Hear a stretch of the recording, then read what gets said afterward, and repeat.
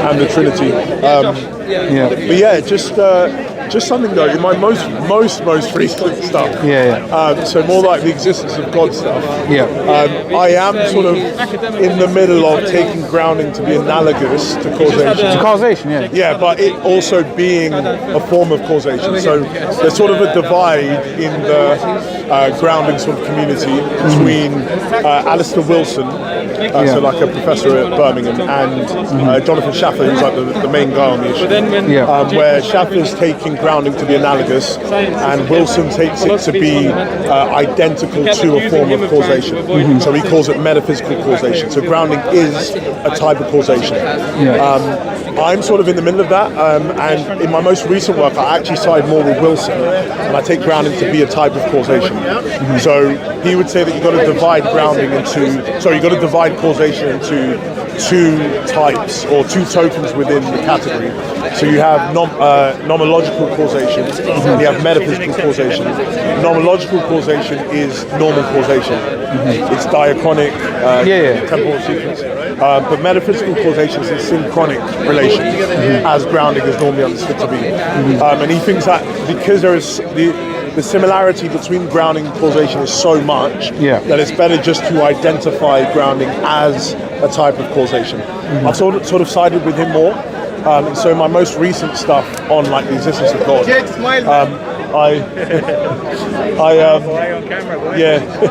Just taking a picture. Okay. I sort of identify it as a type of a type of causation. But yeah, just sorry, with the Aquinas stuff, I'm just not the guy. Can I just read you a quote from him? Because so you get what I'm saying. So this is in the Summa, Part 1, Question 33. He says no problem. So he says the word principle signifies only that whence another proceeds.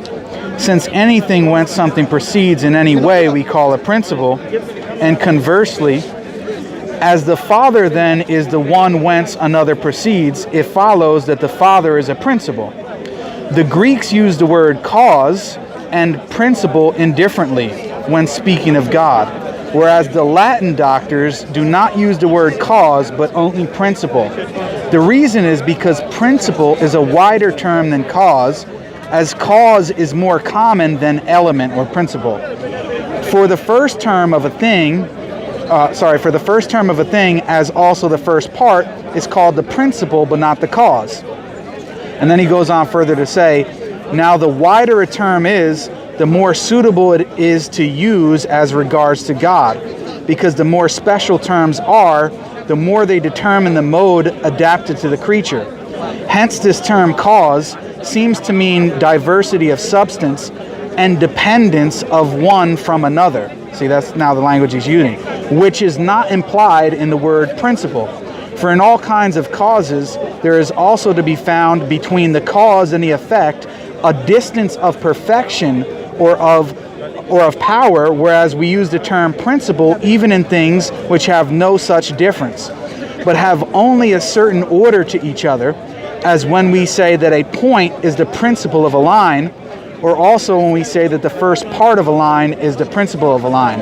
So he seems to have a problem with using the term cause as opposed to principle, and three of the reasons why is he thinks that cause actually implies a difference in substance, and the second is that he thinks that it implies dependency, which you would agree, and then the third is that he thinks there's a distance of perfection from the cause and the effect. So my question is,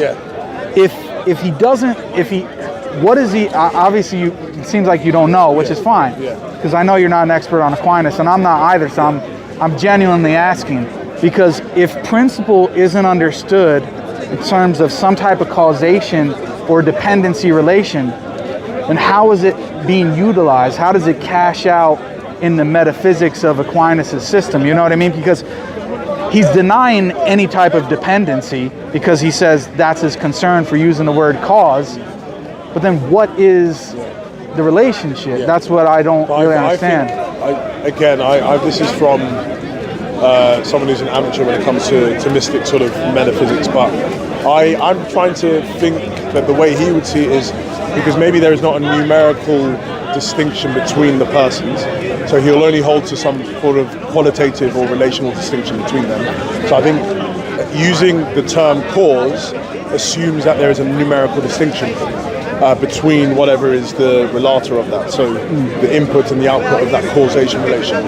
So I'm assuming what his understanding must be is because he doesn't see them as being numerically distinct, given divine simplicity. I think for him, principle allows him to have some form of distinction without it entailing a numerical distinction. That's what I'm thinking. But I would need to go and read more. There's a very good book. What's his name? I think it's Gilbert or Guillory Emery or something like that, which is the Trinitarian Theology of Thomas Aquinas. I would point you towards that. So it's published by OUP, so Oxford University Press. I think it's Emery, and it's a Trinitarian Theology of Thomas Aquinas. So I think that he'll probably tackle that there. But yeah, generally I don't really, look, with Aquinas, like I was saying to you, I take a lot from him. Obviously, he's a doctor of the church. I'm Catholic, so I respect him and I take a lot of what he's saying. But I think when it comes to Trinitarian theology, he didn't add much above that of the patristics, so the Cappadocians, or if you're taking some parts of Augustine. Because he seems to be, I mean, he's appealing to the Latin fathers and saying, and I don't know if it's true or not, but he's basically saying this is how they conceive of it. He sees himself in that tradition, and to me, that's not my understanding of how even some of the early Latin fathers understood it. It seems clear to me that they did understand it in some type of dependency. And so that's why I struggle to really understand what he means by principle. I think even there's good work by Louis Ayres on Augustine. And I think, like you were saying, he sort of sees Augustine as being very close to the Cappadocians and the Greeks.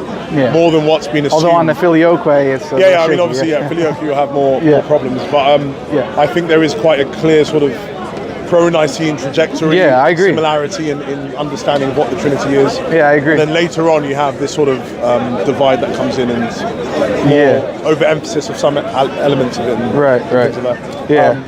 I'm interested to ask as well. So, we always had back and forth on the Trinity, monarchy of the Father stuff. So, are there any specific issues that you have with that monarchical Trinitarian view in particular, or would you say for you you're more accepting of that understanding, not saying obviously affirming its veracity, but saying, if Trinitarianism is correct, that's more the correct view, or do you see issues with it? Or depends. You mean from like a historical angle, or from any angle really? So it could be philosophically, it could be historically that you have an issue. What sort of I mean, I think it's historically grounded. I think that it's very clear in 4th and 5th century church fathers, definitely like the Cappadocian fathers, even people like St. Augustine and others. So I think it's clearly there historically.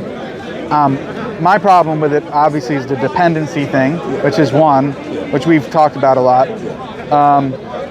But the other concern is, and I actually did a video on this where I played clips from one of your interviews with Dale Tuggy. And the issue that I see is that I don't think the monarchy of the Father position really solves the problem of tritheism.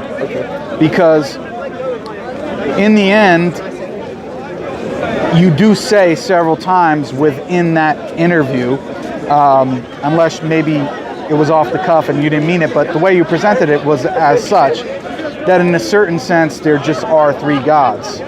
So I don't know if you would agree with that or not, because you even went into the whole thing with what's his name, Balcom, and explaining the difference between what was the phrase again? The different types of monotheism, quantitative and qualitative monotheism.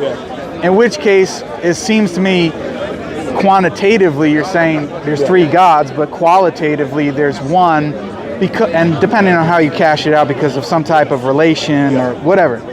So, to me, that's problematic because it really hasn't. In other words, what sort of work is the monarchy doing if at the end it's still quantitatively polytheism? You see what I mean? I mean, the main thing for me is just how getting our language corresponding to the metaphysics. And the metaphysics of the matter is saying there is one fundamental entity in all of reality. The structure of reality, that layered structure of reality, there's one thing that's existing at the bottom level. The most fundamental entity, the absolute fundamental entity, I will identify as the Father. So everything above that level, everything above the level of the Father is a derivative entity, including that of the Son and the Spirit. And so the semantics of the matter, the language use of the matter is, we use the word God in that hotheos sense, the God, the thing, okay? We refer that term to whatever is at that fundamental structure of reality. And so I'm saying to you, as someone who affirms the monarchy of the Father, is saying the monarchy of the Father cashes that out, because it's saying, well, the one thing is the Father and the Father alone. A sort of, let's say, Bo's use of the word egalitarian, or the conventional understanding of the Trinity would say, no, we put all three persons in that fundamental structure. And I think that's when you have the problem. But what I'm saying is that there's only one particular object, one particular substance, which is at that bottom level, which is the Father alone. And that's the same type of monotheism I think all the other monotheistic religions affirm. Obviously, Islam wouldn't use the term maybe person for Allah, that you wouldn't use maybe that terminology, but you would say, if we're counting how many entities there are at that fundamental structure, well, there's only one entity. I think Jews will affirm the same thing. And I'm trying to say to you, Christians affirm that same thing as well. Everything above the Father is derivative. Yet, derivative status and fundamentality is nothing to do with the nature of these individuals. It's the way in which they exist. And so, the Father, unlike what Aquinas seemed to suggest. So I mean, I'm happy to diverge on Aquinas on this one. And again, that's just a quote. To be fair, I could be misreading them, but that's in a straightforward sense. That's how it seems. I mean, I'm happy to diverge on Aquinas. No, it's fine. So it's just saying that. What I was trying to say to you is the way in which they exist. The Father has a way of existing which is that of being fundamental, and the Son and the Spirit have a derivative status, yet they share the same nature in that they exemplify whatever it is to be divine. And so, and that's nothing to do with fundamentality. So what I'm trying to say to you is that the usage of, when we're counting gods, we need to know what we mean by the term God. And I would say the use of the word God is normally referenced to the fundamental divine person, or divine thing, if you don't want to use the term person. And so the fundamental divine entity within this Trinitarian framework is one thing, the Father. So we are only counting one God, even though you might say we're counting three divine persons. And so I'm trying to push this idea that there's a distinction between Trinitarian, Unitarian, monotheism, polytheism. Monotheism is to do with fundamentality. How many fundamental divine persons? I would say monotheism and Trinitarianism is, well, there's one fundamental divine person, the Father alone. And so Muslims and Christians can share and high five on this matter. But there's only one divine person, if you use the term person as well, the Father and Allah in your worldview. Yet we are Trinitarian because we believe that there is more than one divine entity, which we include the Son and the Spirit. Yet you're Unitarian because you only believe there is only one divine entity as well.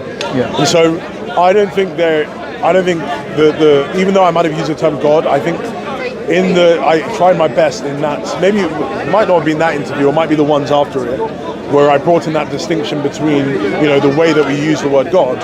Well, I'm happy to say there are three gods. If you're using that term in the synonymous way with divine or divinity, there are three divine persons. I don't think there's any problem with that. Yet there's only one God in the true sense of the word, because there's only one fundamental thing. But then, in that case, and not without noticing, you're purposely equivocating on the word God. Because there's one God in the sense that there's one fundamental divine person, which is the Father alone. But then, in another sense of the word God, there are three gods in the sense that there are three divine persons. Because typically in English, at least when we're talking about God, to be divine simply is just to have all the properties and qualities that are necessary and sufficient to be God. And so if you have three individuals, each one that have that, then it seems like you have three gods. So again, that's not then to say that we back project that and say there are three fundamental entities. No, there's still one fundamental entity. So there's one God in one sense, but there's three gods in another sense, which me as a Muslim as well as other Muslims would have a concern with that, because you still have three entities which are divine, and there's a certain sense in which you can say, well, quantitatively, it's not monotheistic. Now, if you're referring to only fundamentality, then yeah, there's only one of them. But so that's still, to me, is still the concern, because I guess I don't see a significant difference between admitting three fundamental entities and having one fundamental entity, the other two are not fundamental, but also are considered God. That's kind of my worry, is that I don't really see, even coming from a Trinitarian perspective, what would be the necessity of the monarchy of the Father in that sense, because you're still in reality affirming something that the egalitarians would want to. You just think that you add this fundamental quality that the Father alone has. I don't think that it really does enough work to solve what really would be at issue for Muslims.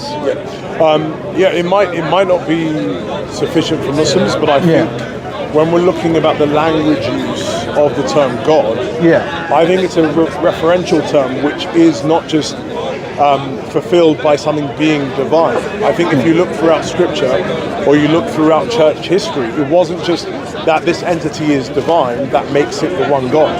I agree. It was much more fluid. I would say, because I mean, if you look at the Old Testament, you look at the New Testament, you look then into, let's say, the first 3 to 4 centuries. Divinity wasn't the issue. It literally wasn't. I mean, because as Borkham, as Larry Hurtado, as other individuals who have looked at Second Temple Judaism, there were loads of individuals that accepted other divine entities. And so it's and Larry Hurtado's really pushed this idea that we need to be so clear that within ancient Jewish monotheism, the issue wasn't about divinity, because the Jews accepted many divine entities within their worldview, but that didn't stop them from affirming monotheism. Their understanding of monotheism was that we worship one God, and the reason why we worship one God is because he is the sole creator of all reality, and he is not created by anything else. And so why we don't worship any idol or anything like that is because we weren't created by him, and that thing has created itself. And so the issue then is about fundamentality.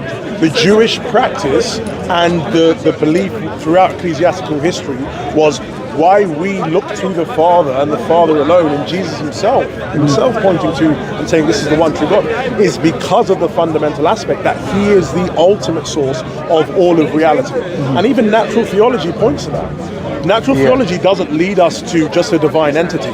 Natural theology leads us to a divine entity who is the fundamental thing. Yeah, we agree on that. So what I'm saying to you is that not just natural, so you have natural theology, you have scriptural usage, you have ecclesiastical history, where it's actually the term God, the one that's most important, isn't its usage to say that something's divine.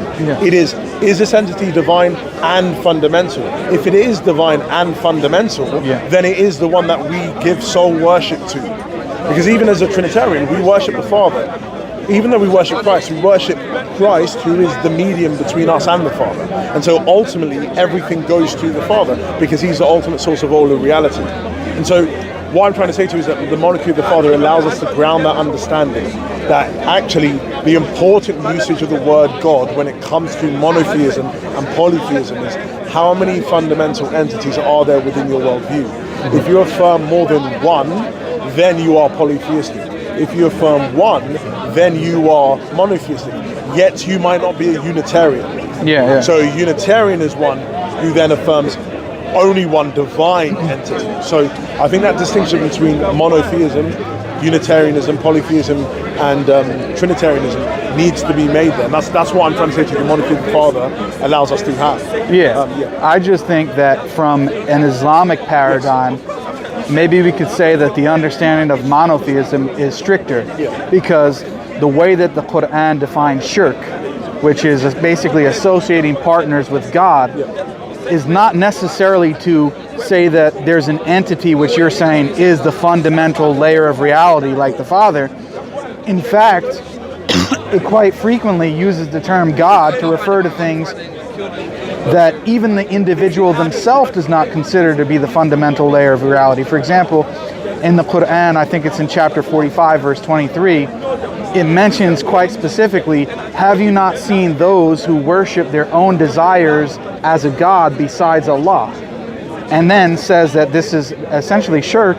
In the following verse, it tells you what those people say. They say that there's nothing but this worldly life. We live and we die and nothing destroys us but time. Well, what does that sound like? Modern atheism.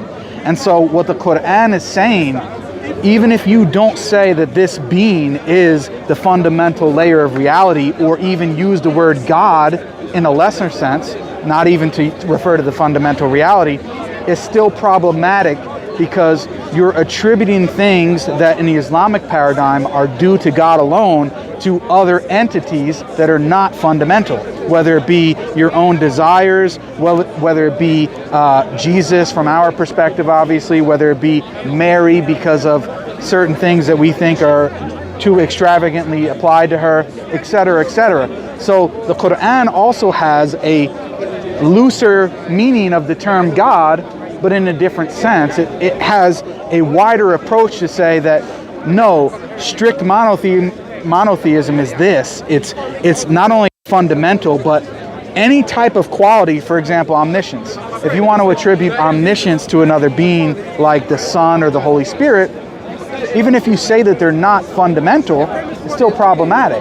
So that's why I said, in what aspect did you want to address the question? Because from an Islamic paradigm, theologically speaking, it's still problematic to say that you have these two other things that are divine, even if they're not fundamental, because the Quran sees it as you giving things qualities or attributes that are ascribed to God alone in the fundamental sense to these other beings. Even if it's not fundamentality, could be omniscience, could be omnipotence, whatever, and that itself Quran deems as problematic. You know, so yeah. I'm just saying, I'm not using that as an argument, but I'm saying as my only thing is that with Christianity and with Islam, something that we need to uphold, and I think we fully uphold in our worldviews, is that there is a continuity with what came before Christianity and Islam. Obviously, Islam would say it's been here since the beginning, but let's just, for the sake of the argument, say it came around, the 6th century. And so you have Islam, you have Christianity. What is always upheld in both of these worldviews is continuity with Judaism. And so what happens a lot of the time when I do speak to Muslims is that Christians have walked away from the monotheism of the past. Let's say you find it within the Jewish paradigm. And what I'm trying to say to you is that maybe there was a more tightening of the understanding of monotheism when it came to the Islamic worldview. But what I'm trying to say to you is that there is a continuity between Christianity and Judaism. And so even if there is a divergence when it comes to Christianity and Islam, that is not problematic. There will be a problem if you were to point to me and say, well, Jews understood monotheism in this specific sense, and not just obviously saying ancient Judaism, but let's even say Second Temple Judaism, so the time of Jesus, the immediate followers of Jesus understood monotheism in this specific sense, and Christians have moved away, then that will be a problem. But what I'm trying to say to you is that there's a continuity between Judaism and Christianity in affirming monotheism. And so maybe there's a difference when it comes to Islam, but then Islam has a problem then, if that's the case, because continuity of belief needs to be there. If you are saying that this religion has been here since the beginning, and it's the religion that we find in Judaism, maybe corruption came in, but it's the same nucleus there, it's the same religion that is then explicated fullest at the time of Prophet Muhammad, then you must have continuity and connectedness of belief.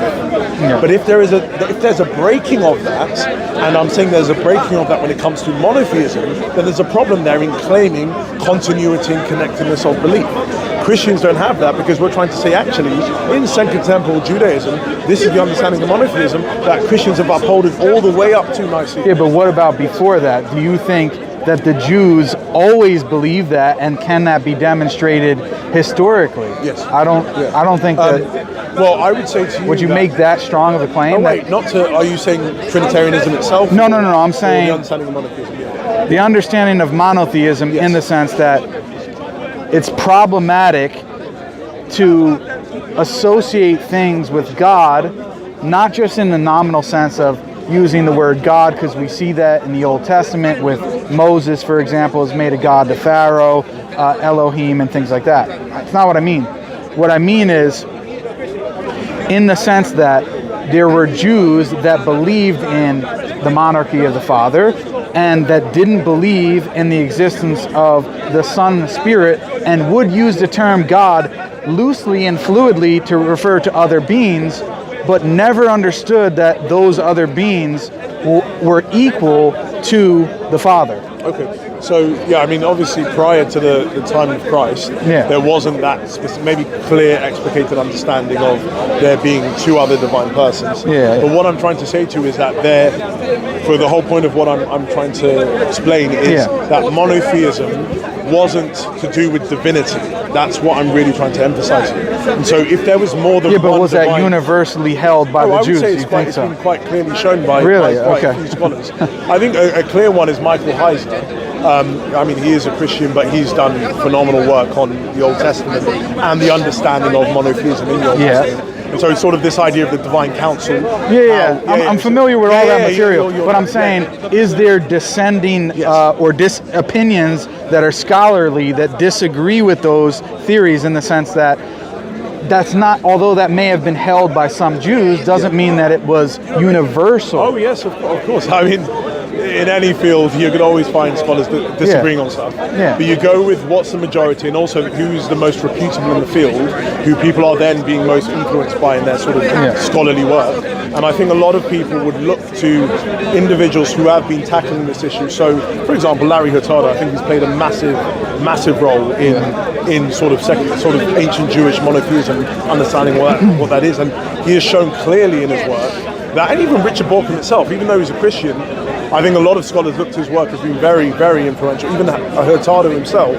pointed to Borkham prior to his death. I'm not saying all this stuff is nonsense. So I'm saying to you that obviously you'll have divergence of opinion in any field, but a number of reputable scholars would say actually monotheism, correctly understood, was to do with worship practice, and the idea that actually we worship the one God, the Father, and we don't worship any other deity, we don't sacrifice to any other deity, and that's what grounded monotheism. Yet belief in more than one deity wasn't a problem. So Hurtado really